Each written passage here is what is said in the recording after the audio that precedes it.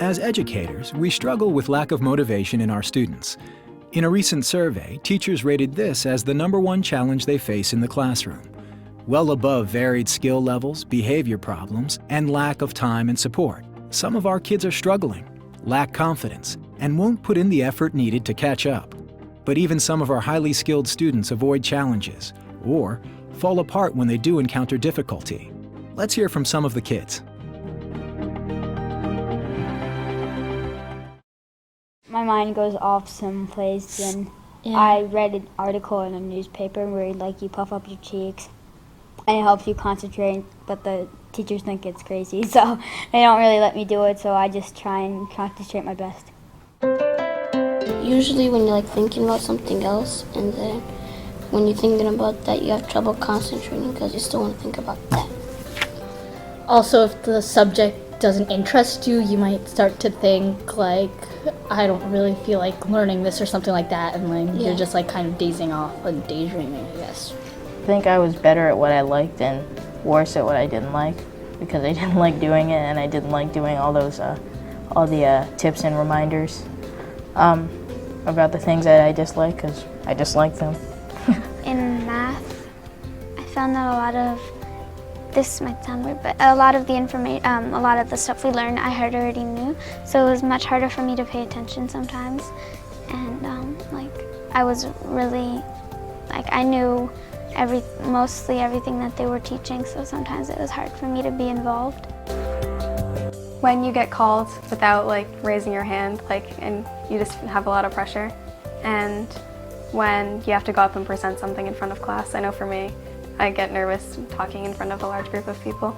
The big state tests I was really nervous for. They're big tests and everyone's nervous for those. My least favorite subject is social studies because there's so many essays to do. How long it takes, and you gotta think really hard what you're gonna write in it. Then you gotta do a rough draft, 2 rough drafts, then a final copy before you're finished. I lacked for a good 1/4 of the year, because in the beginning I was really good, starting out with 2 A's and 2 B's, and then it kind of went downhill because I slacked. I didn't feel like doing the work, so I just lost interest in trying to do well. I was this is a waste of my time. I was doing my test, and I'm pretty sure it was a social studies for my last final quiz, and it basically remarked on my whole grade whether I pass or fail.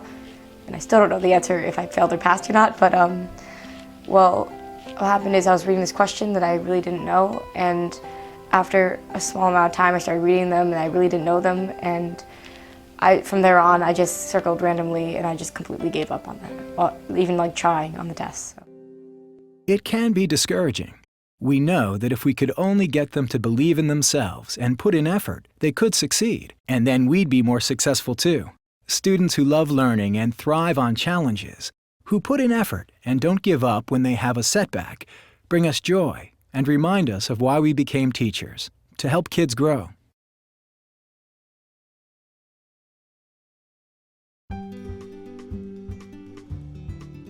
I would say that if you call yourself stupid or dumb, it's just that you're being lazy because you don't really want to get higher. But if you really thought that you were smart, you would work, because I thought that I couldn't get through math, but it's not really hard because you really have to use your brain. It's challenging, but your brain will help you get through it, and it's easier for you after.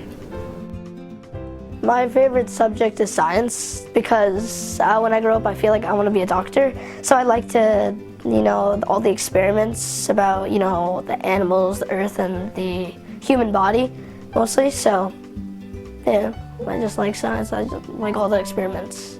It's fun. A lot of times kids don't really want to work hard, but if you really want to know something new and really get good at it, you're going to have to work hard.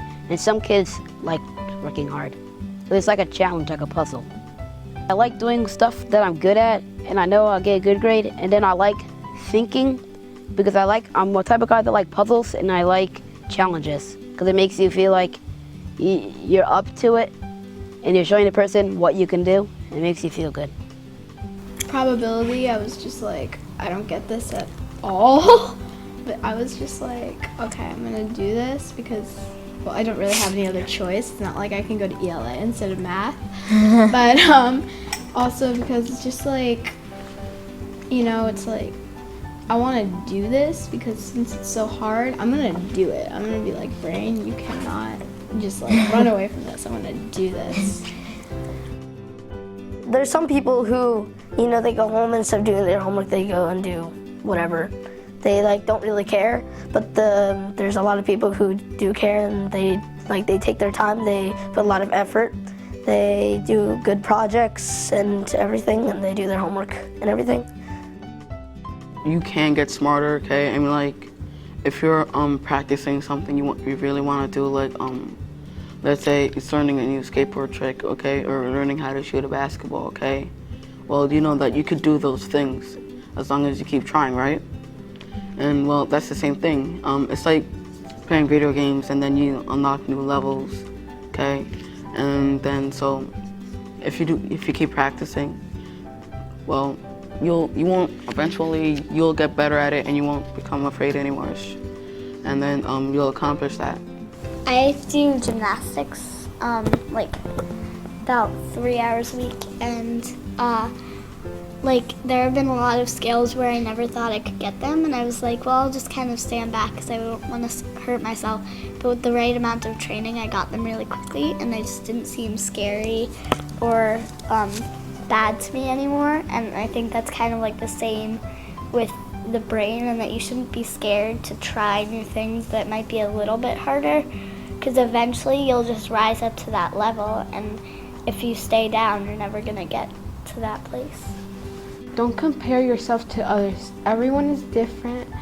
Everyone will learn in a way, but they could learn slow or really fast. Even though you take a while to learn it, you'll succeed in it. You know what?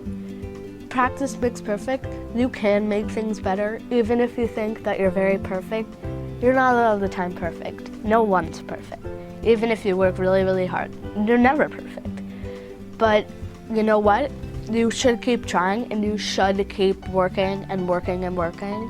And you're never gonna look dumb or stupid. I feel like if you feel like that, that's an unsafe environment, and other people are making you feel, I guess like other people are making you feel like that. But like, just, you should keep working. Even if you think that you're really smart, keep working and keep learning.